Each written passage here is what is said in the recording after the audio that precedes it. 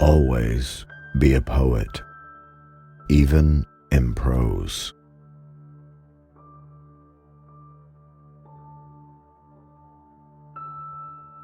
The devil's finest trick is to persuade you that he does not exist.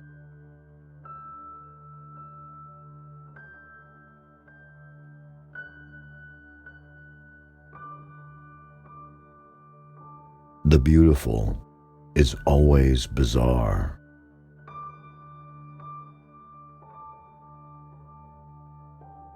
Remembering is only a new form of suffering.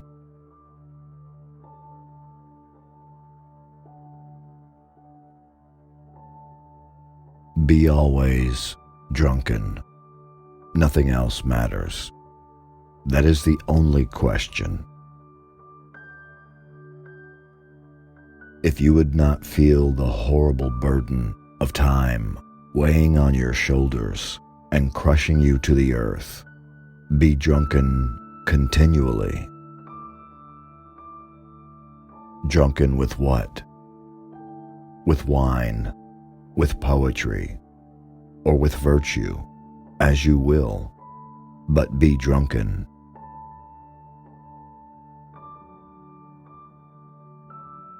And if sometimes on the stairs of a palace, or on the green side of a ditch, or in the dreary solitude of your own room, you should awaken, and the drunkenness be half or wholly slipped away from you, ask of the wind, or of the wave, or of the star, or of the bird, or of the clock, or of whatever flies, or sighs, or rocks, or sings, or speaks. Ask what hour it is. And the wind, wave, star, bird, clock will answer you. It is the hour to be drunken.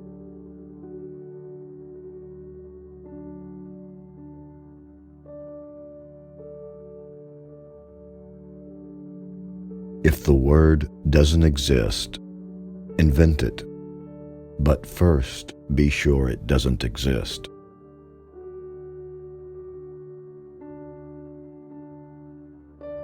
What strange phenomena we find in a great city. All we need do is stroll about with our eyes open. Life swarms with innocent monsters.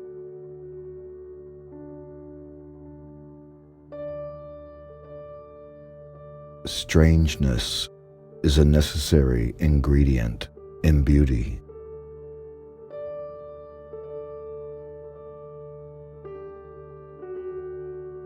There are women who inspire you with the desire to conquer them and to take your pleasure of them. But this one fills you only with the desire to die slowly beneath her gaze.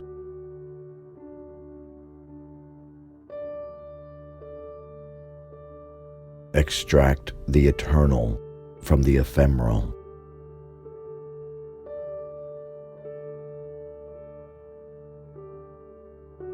Life has but one true charm, the charm of the game.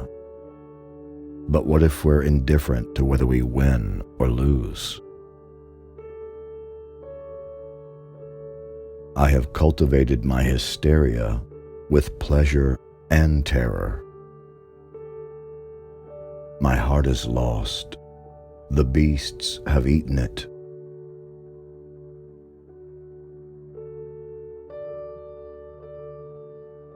What can an eternity of damnation matter to someone who has felt, if only for a second, the infinity of delight?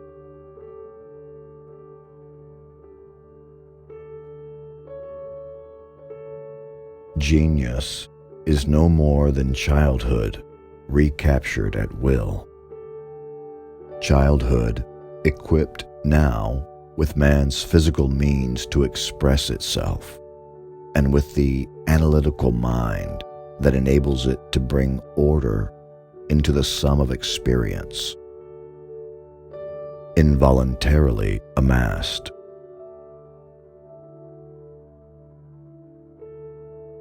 Evil is committed without effort, naturally, fatally. Goodness is always the product of some art.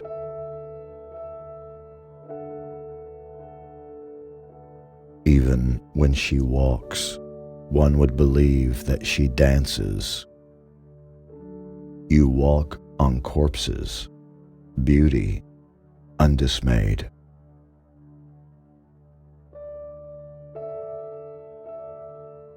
I am unable to understand how a man of honor can take a newspaper in his hands without a shudder of disgust. A multitude of small delights constitutes happiness.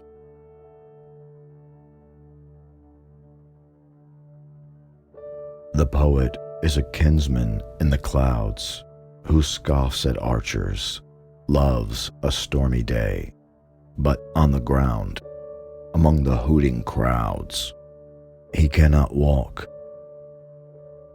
His wings are in the way.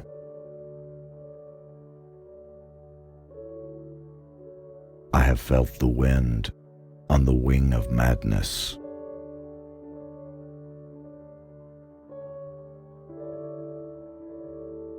As a small child, I felt in my heart two contradictory feelings: the horror of life and the ecstasy of life.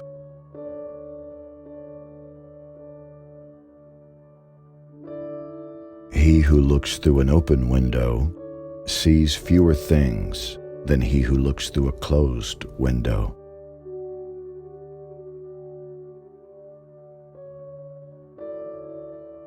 I set out to discover the why of it and to transform my pleasure into knowledge.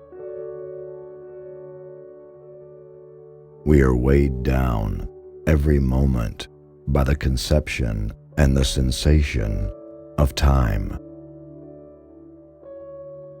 And there are but two means of escaping and forgetting this nightmare: pleasure and work. Pleasure consumes us. Work strengthens us. Let us choose.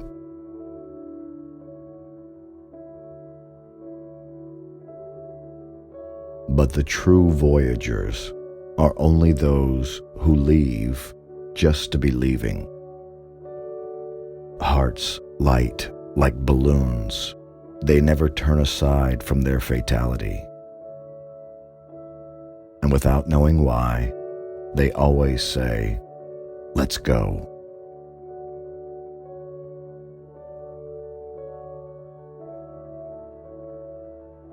To handle a language skillfully is to practice a kind of evocative sorcery.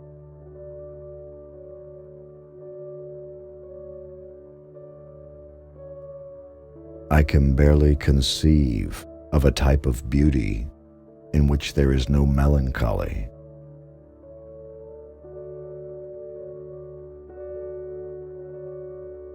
Let us beware of common folk, common sense, sentiment, inspiration, and the obvious.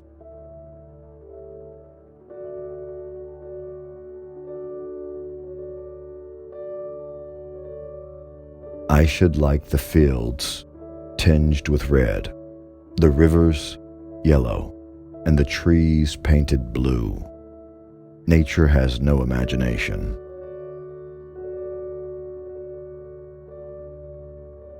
Through the unknown, we will find the new.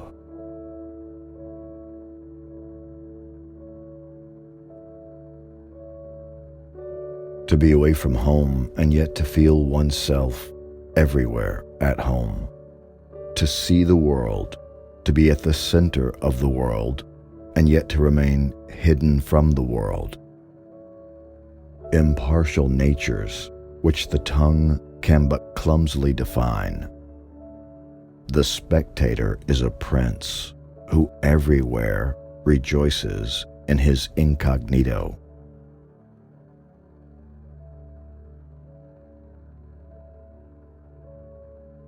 An oasis of horror in a desert of boredom.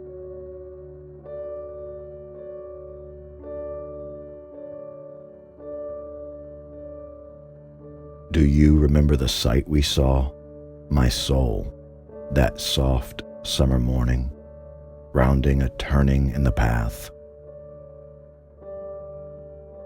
On a bed scattered with stones, its legs in the air, like a woman in need, burning its wedding poisons, like a fountain with its rhythmic sobs. I could hear it clearly flowing with a long, murmuring sound, but I touched my body in vain to find the wound. I am the vampire of my own heart, one of the great outcasts, condemned to eternal laughter, who can no longer smile. And yet, to wine, to opium even, I prefer the elixir of your lips, on which love flaunts itself. And in the wasteland of desire, your eyes afford the wells to slake my thirst.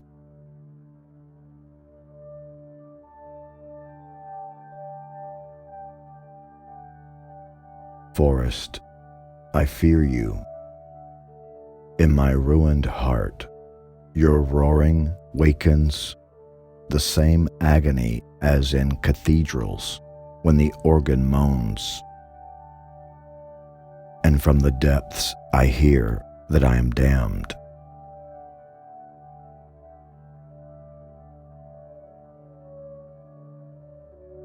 Unable to suppress love, the church wanted at least to disinfect it, and it created marriage.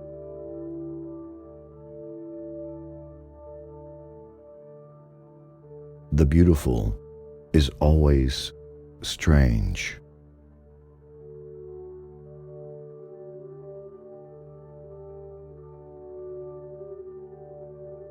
This life is a hospital in which each patient is possessed by the desire to change beds. One wants to suffer in front of the stove, and another believes that he will get well near the window. It always seems to me that I will be better off where I am not, and this question of moving about is one that I discuss endlessly with my soul. Tell me, my poor chilled soul, what would you think about going to live in Lisbon? It's warm there. That city is on the shore, and they say that it's built all out of marble. A landscape made out of light and mineral and liquid to reflect them. My soul does not reply. Because you love rest so much, combined with the spectacle of movement, do you want to come and live in Holland, that beautifying land? Perhaps you will be entertained in that country whose image you have so often admired in museums. My soul remains mute. Not a word. Is my soul dead? Have you then reached such a degree of torpor that you are only happy with your illness? If that's the case, let us flee towards lands that are analogies of death. We'll pack our bags and go even further, to the far end of the Baltic, even further from life if that's possible. Let's go live at the pole. There the sun only grazes the earth obliquely, and the slow alteration of light and darkness suppresses variety and augments monotony, that half of nothingness. There we could take long baths in the shadows, while, to entertain us, the aurora borealis send us from time to time its pink sheaf of sparkling light, like the reflection of fireworks in hell. Finally, my soul explodes, and wisely she shrieks at me. It doesn't matter where. It doesn't matter where, as long as it's out of this world.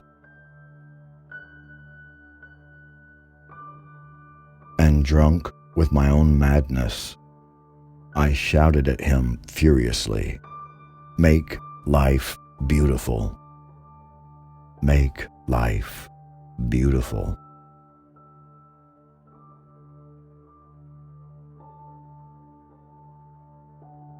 It is this admirable, this immortal, instinctive sense of beauty that leads us to look upon the spectacle of this world as a glimpse, a correspondence with heaven. Our unquenchable thirst for all that lies beyond, all that life reveals, is the liveliest proof of our immortality. It is both by poetry and through poetry, by music and through music, that the soul dimly describes the splendors beyond the tomb. And when an exquisite poem brings tears to your eyes, those tears are not a proof only of overabundant joy.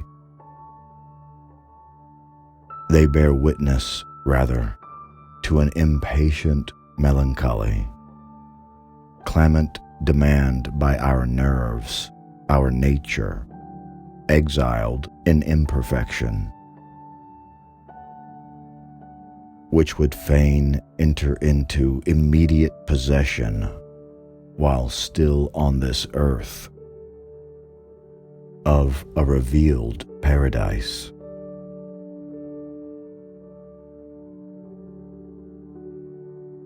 The man who is unable to people his solitude is equally unable to be alone in a bustling crowd.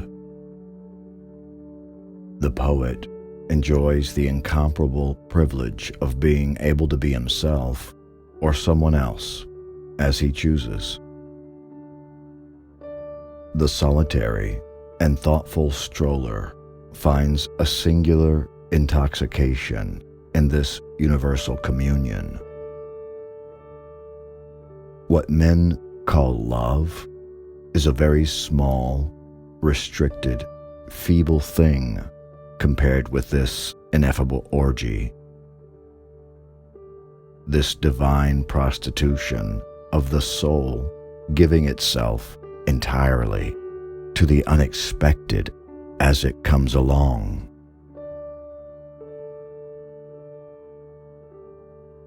A healthy man can go without food for 2 days, but not without poetry. Relate comic things in pompous fashion, irregularity, in other words, the unexpected, the surprising, the astonishing are essential to and characteristic of beauty.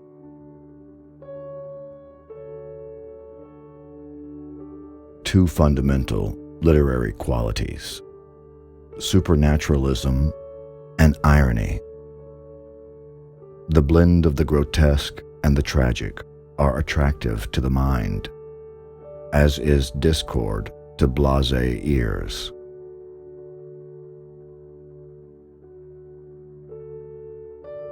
Imagine a canvas for a lyrical, magical farce, for a pantomime, and translate it into a serious novel. Drown the whole thing in an abnormal, dreamy atmosphere. In the atmosphere of great days. The region of pure poetry.